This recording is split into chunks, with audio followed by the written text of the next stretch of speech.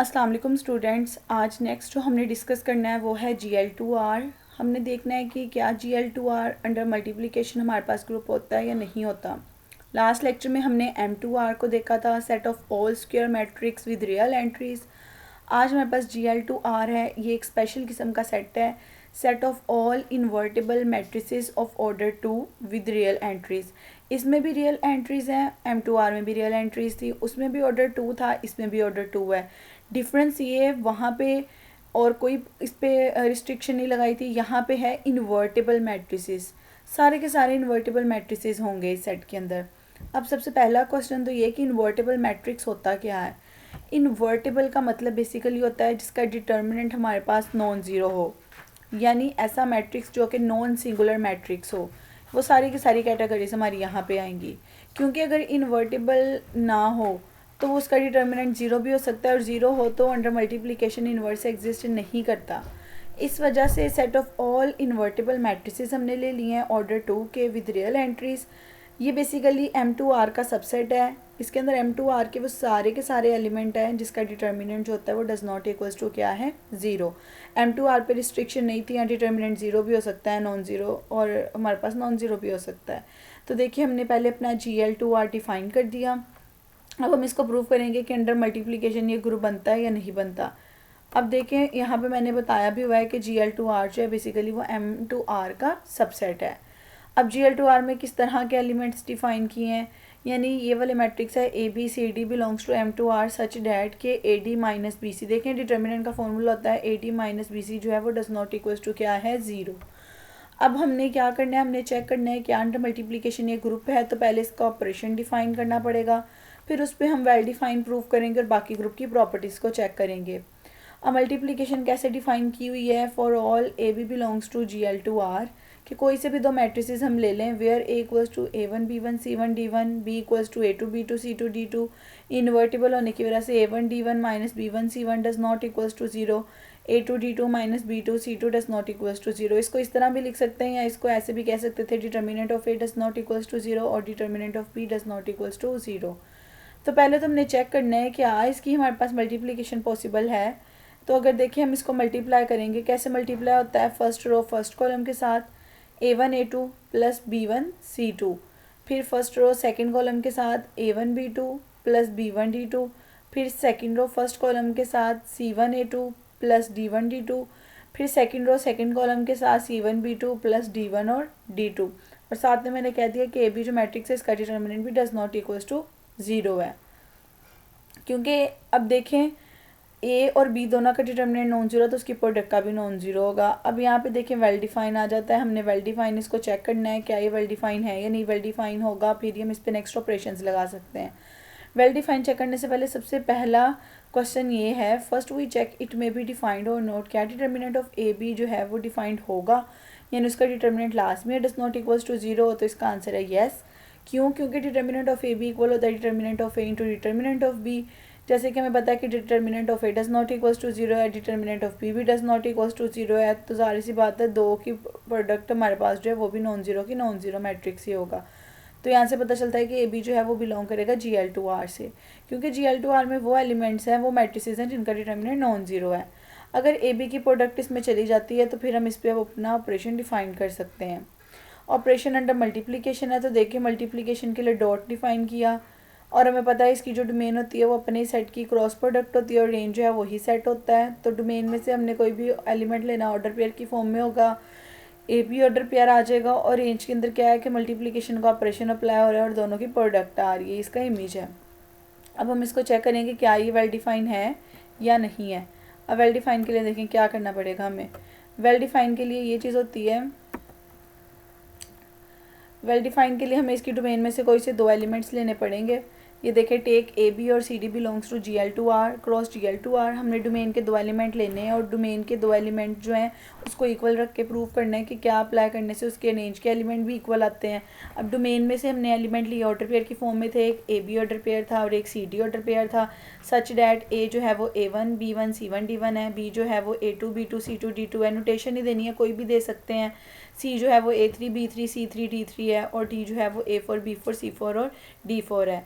With in सब का जो डिटर्मिनेंट है वो नॉन ज़ीरो होगा। Determinant of A does not equals to zero, determinant of B does not equals to zero, क्योंकि ये GL2R से बिलोंग करते हैं।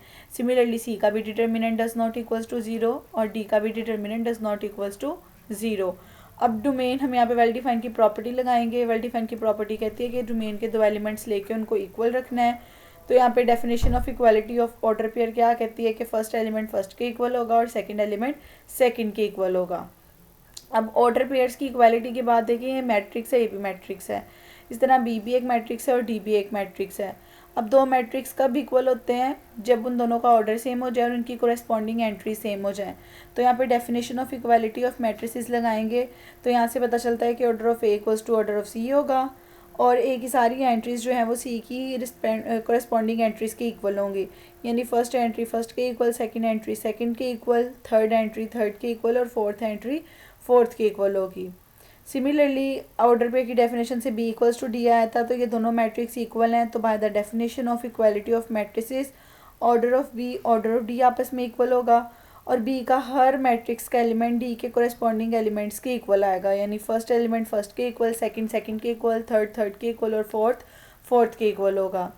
अब देखें, क्लियर सी बात है कि ए बी अगर ए का ऑर्डर भी 2 है, बी का ऑर्डर भी 2, उसकी मल्टीप्लिकेशन का ऑर्डर भी 2 होगा। सिमिलरली अगर सी और डी का ऑर्डर 2 है तो उसकी मल्टीप्लिकेशन का ऑर्डर भी 2 होगा। हम ये शो करना चाह रहे हैं कि ए बी और सी डी इक्वल हैं, तो उसके लिए हमने इन दोनों का ऑर्डर पहले सेम शो करवा दिया। अब देखें, अगर लेफ्ट हैंड साइड इक्वल है, अगर हम इन दोनों इक्वेशंस को ऐड करते हैं तो लेफ्ट लेफ्ट में ऐड हो जाएगी, राइट राइट में ऐड हो जाएगी। अब देखिए, उन्होंने सेंस बताया कि ए बी की प्रोडक्ट टी होती है। इसी तरह नेक्स्ट देखें, ए बी की प्रोडक्ट में और बी को मल्टीप्लाई उन्होंने किया है। नेक्स्ट सी और डी की प्रोडक्ट डिफाइन कर दी है, सी और डी को मल्टीप्लाई करके अब इन दोनों का ऑर्डर सेम है। तो अगर मैं इन दोनों की देखें, लेफ्ट हैंड साइड को लेफ्ट हैंड साइड में ऐड करती हूँ, राइट को राइट हैंड साइड में ऐड करती हूँ, तो उसके लिए हमें क्या इस तरह की एंट्रीज थी। यानी ए बी की प्रोडक्ट और सी बी की प्रोडक्ट को हमने इक्वल लेना था, इक्वल मैट्रिक्स करना चाह रहे हैं। तो फर्स्ट एंट्री फर्स्ट के इक्वल, सेकंड एंट्री सेकंड के इक्वल, थर्ड एंट्री थर्ड के इक्वल आ जाएगी और फोर्थ एंट्री फोर्थ के इक्वल आ जाएगी। तो यहाँ से प्रूव हो जाएगा कि ए बी और सी डी आपस में जो वो इक्वल हैं। अगर ए बी और सी डी आपस में इक्वल हैं तो क्लियर सी बात है, ये हमारे पास ए बी की प्रोडक्ट थी, हमारे पास सी डी की प्रोडक्ट थी, तो फंक्शन फॉर्म में इसको ऐसे लिख सकते हैं। तो देखें, दो एलिमेंट्स हमने इक्वल लिए थे, उन दोनों को इक्वल रखने से उनके इमेजेस भी इक्वल आ गए हैं। तो यहाँ से प्रूव हो जाता है कि जो मल्टीप्लिकेशन का ऑपरेशन है ये हमारे पास वेल डिफाइन है। अगर ये वेल डिफाइन है तो रिमार्क हमें ये बताता है कि जो चीज़ वेल डिफाइन होती है वो बाइनरी ऑपरेशन होती है। तो हम यहाँ से कह सकते हैं कि जो डॉट है वो defined on GL2R is a binary operation on GL2R, यानी multiplication is the binary operation on GL2R। अगर बाइनरी ऑपरेशन है तो हम क्लियरली कह सकते हैं कि GL2R comma dot is an algebraic structure, यानी general linear group under multiplication हमारे पास एक अलजेब्राइक स्ट्रक्चर होगा। अगर अलजेब्राइक स्ट्रक्चर है तो उसके बाद नेक्स्ट प्रॉपर्टी पे आ जाते हैं ग्रुप बनाने के लिए। Next property associative law. Associative law के लिए हमें कोई से 3 एलिमेंट्स लेने पड़ते हैं। मैट्रिसेस हैं तो 3 मैट्रिक्स लेंगे for all A B and C belongs to GL2R। हमने प्रूव करना है A into B into C equal है A into B into C. इसके लिए हमने ABC डिफाइन कर दिया, A1 B1 C1 D1, A2 B2 C2 D2 और A3 B3 C3 D3, और इन तीनों का डिटर्मिनेंट है वो डज नॉट इक्वल्स टू 0 है। लेफ्ट हैंड साइड ले लेते हैं, ए बी की प्रोडक्ट पहले कर लेंगे, ए बी को मल्टीप्लाई करेंगे फर्स्ट रो फर्स्ट कॉलम के साथ, फर्स्ट रो सेकंड कॉलम के साथ, फिर सेकंड रो फर्स्ट कॉलम के साथ, सेकंड रो सेकंड कॉलम के साथ। अगेन दो मैट्रिसेस हैं, दोनों को मल्टीप्लाई कर लेंगे, फिर अगेन फर्स्ट एलिमेंट फर्स्ट के साथ प्लस सेकंड एलिमेंट सेकंड के साथ, फिर फर्स्ट रो सेकंड कॉलम ने ऐड होना था। सिमिलरली सेकंड रो और फर्स्ट कॉलम ने ऐड होना था और सेकंड रो और सेकंड कॉलम ने ऐड होना है। अब ये सारे के सारे रियल नंबर्स हैं हमारे पास। अब देखें, ये A3 है, बेसिकली फर्स्ट के साथ भी मल्टीप्लाई हो रहा है, सेकंड के साथ भी हो रहा है, इसके एलिमेंट्स को अलग अलग कर लेंगे। सिमिलरली C3 फर्स्ट के साथ भी मल्टीप्लाई हो रहा है, सेकंड के साथ भी हो रहा है। ये सारा बिहेवियर हम सेकंड थर्ड और फोर्थ एंट्री के साथ करेंगे कि फर्स्ट एलिमेंट फर्स्ट के साथ मल्टीप्लाई, सेकंड एलिमेंट सेकंड के साथ। इसी तरह C3 भी फर्स्ट एलिमेंट फर्स्ट के साथ, सेकंड एलिमेंट सेकंड के साथ। इसी तरह A3 मल्टीप्लाई होगा और बाकी एलिमेंट्स मल्टीप्लाई होंगे। अब ये सारे के सारे जो हैं रियल नंबर्स के एलिमेंट है, हमें पता है एसोसिएटिव लॉ जो है होल्ड करता है रियल नंबर्स में। तो इसको थोड़ा सा अगर हम रीअरेंज करें तो देखें, रीअरेंज करेंगे, ब्रैकेट शफल कर सकते हैं। A1 कॉमन लेंगे तो A2 A3 plus B2 C3 बचते हैं, दोनों में से B1 कॉमन लेंगे तो ये फॉर्म बनती है। इसको मैंने थोड़ा सा रीअरेंज करके लिखा। जब मैं इसको रीअरेंज करूँगी तो यहाँ से क्लियर है कि A1 B1 C1 D1 अलग हो जाएगा और बाकी सारी एंट्रीज जो हैं वो अलग हो जाएंगी। तो इन दोनों मैट्रिसेस की प्रोडक्ट है। अगर आप गौर करें जो सेकंड मैट्रिक्स है ये बी सी की प्रोडक्ट को शो करता है, तो नेक्स्ट स्टेप में इसकी जगह हम बी सी लिख देंगे कि ये बी मैट्रिक्स की वैल्यू थी, ये सी की वैल्यू थी, और इसकी जगह ए लिख देंगे। तो देखिए लेफ्ट हैंड साइड जो है राइट हैंड साइड की इक्वल आ जाएगी। एसोसिएटिव लॉ के बाद नेक्स्ट हमारे पास आइडेंटिटी एलिमेंट आ जाता है। आइडेंटिटी एलिमेंट क्या कहता है कि हर एलिमेंट के लिए हमें कोई ना कोई एक और एलिमेंट मिल रहा है कि जब हम उसे फर्स्ट एलिमेंट से मल्टीप्लाई करते हैं या सेकंड एलिमेंट को फर्स्ट से करते हैं, उस पर कोई फ़र्क नहीं पड़ता, वो एज इट इज़ वही एलिमेंट होगा। अब मल्टीप्लिकेशन में आइडेंटिटी है ऑर्डर 2 है तो I2 होगा। आइडेंटिटी के लिए यहाँ पे मैंने चूज़ कर लिया कि अंडर अगर यूजुअल मल्टीप्लिकेशन है तो सिंपल आइडेंटिटी I2 को यहाँ पे शो करता है और वो 1001 है। इसको लेफ्ट हैंड साइड को पहले सॉल्व कर लेते हैं, मल्टीप्लाई करें फर्स्ट एलिमेंट फर्स्ट के साथ, सेकंड के साथ, फिर फर्स्ट रो को सेकंड कॉलम से मल्टीप्लाई करेंगे, सेकंड रो को फर्स्ट से करेंगे और सेकंड रो को सेकंड कॉलम से करेंगे। अब इन सब में देखिए 1 आपके पास मल्टीप्लिकेटिव आइडेंटिटी होती है इन रियल नंबर्स, तो इसका मतलब 1 को जिससे मर्जी मल्टीप्लाई करने फ़र्क नहीं पड़ेगा, वही एलिमेंट एज इट इज़ आ जाएगा। तो यहाँ से प्रूव हो जाएगा कि I2 और ए को मल्टीप्लाई करें तो ए आंसर आता है। सिमिलरली इसकी second and right hand side कर लेंगे, I2 को इससे मल्टीप्लाई करेंगे, यहाँ भी सेम वही लॉजिक्स लगेंगी, सिंपली मल्टीप्लाई हो जाएगा। और 1 जो है वो आर का आइडेंटिटी एलिमेंट है, तो यहाँ से प्रूव हो जाएगा कि I2 ए भी हमारे पास ए के इक्वल आता है। तो यहाँ से ये बात क्लियर है कि हमारे पास आइडेंटिटी एलिमेंट एग्जिस्ट करता है।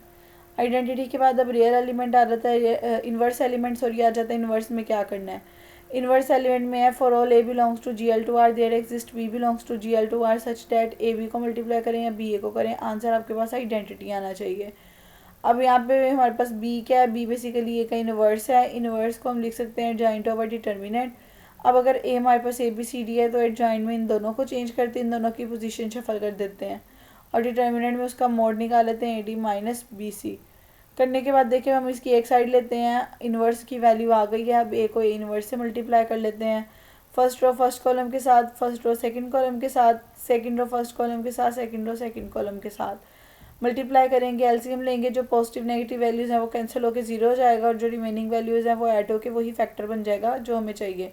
तो देखें AD माइनस BC से कैंसिल होकर आइडेंटिटी में आंसर दे देगा। सिमिलरली इसकी दूसरी साइड होगी, इन्वर्स एलिमेंट और ए एलिमेंट लिखेंगे, उन दोनों को मल्टीप्लाई करेंगे। मल्टीप्लाई करने से जो डिफरेंट प्लस माइनस के साथ चीज़ें थी वो कैंसिल हो जाएंगी और जो सेम टर्म थी वो हमारे पास एलसीएम लेके कैंसिलेशन के बाद 1 1 आ जाएगा। तो यहाँ से प्रूव हो जाएगा कि I2 इसकी आइडेंटिटी एलिमेंट है। अब अगर ये सारी प्रॉपर्टीज़ प्रूव हो गई हैं तो यहाँ से हम कह सकते हैं GL2R जो है under multiplication is a group with multiplication, और इसका स्पेशल किस्म का नेम है, उसे कहते हैं जर्नल लीनियर ग्रुप। ये हमारे पास एक जर्नल लीनियर ग्रुप भी है। अब इसके अंदर इंपॉर्टेंट चीज़ ये है कि I2 जो है 1001 वाइज की आइडेंटिटी एलिमेंट है। और नेक्स्ट इंपॉर्टेंट बात ये है कि ए हमारे पास किसी भी किस्म का है, उसका इन्वर्स एडजॉइंट है और डिटर्मिनेंट ए जो है वो एग्जिस्ट करता है।